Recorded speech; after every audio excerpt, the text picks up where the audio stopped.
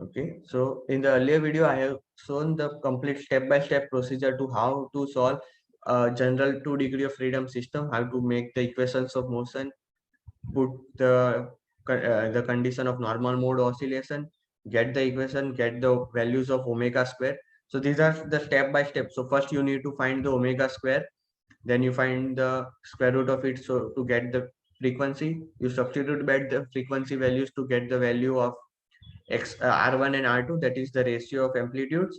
Then you use that ratio of amplitudes to get the, let me show you. So you get that R1 and R2 values, substitute to get the general response for the first and second normal mode oscillation, and we can write the free vibration. And explicitly, if we are given the initial conditions, we can substitute those initial conditions in my first and second normal mode oscillations and get the values of the amplitude and the phase difference also. So let's look at this question where we have a vehicle, center of gravity has been defined. So in the vehicle also over here in the model, we'll have 2 degrees of freedom. One will be the bounce, where the center of gravity is going to move in the vertical direction.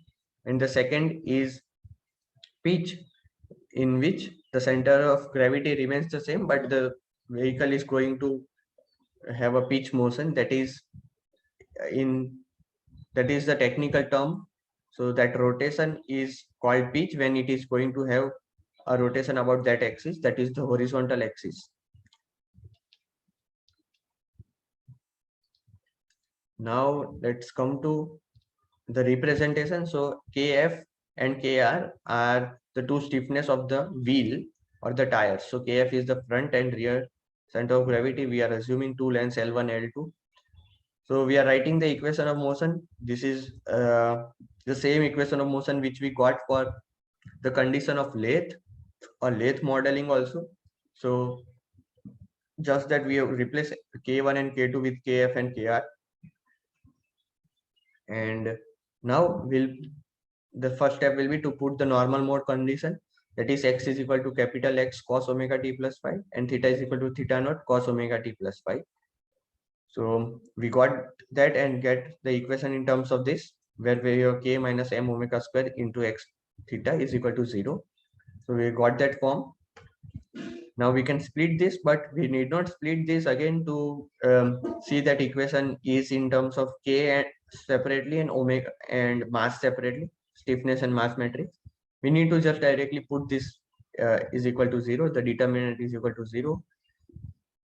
J naught is given as m r square, and r, that is the radius of gyration, is given in the question. So you need not care about it.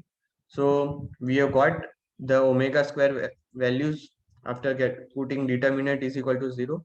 After putting that omega square in back in my equations of motion, the converted equations of motion, that is the mass, this matrix form, I can get the value of R1 and R2. So I've got those values directly.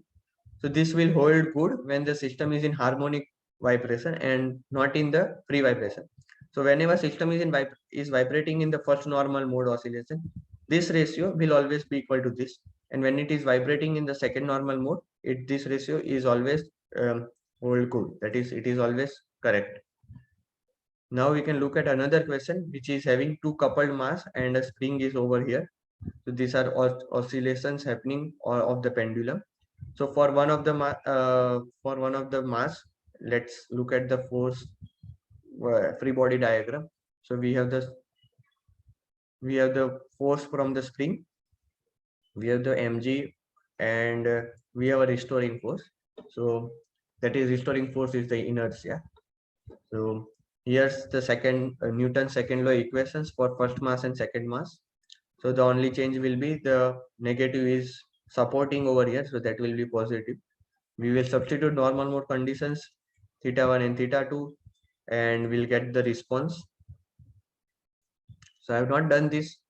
I have left it for you to figure out. If you do not figure out or you are not getting the values of omega square, that is the frequency, then you can put that down in the comment box. But these are very simple things. And since I am not giving initial conditions also, to keep it more generalized, The solutions are really very simple, which we have seen in earlier questions also. But that's all. We will stop over here. But you should remember that I have taken 3 different conditions. The lathe question was having 2x degrees of motion, or let's start from here also. In this system which I took, there were 2 degrees of motion, both were translational.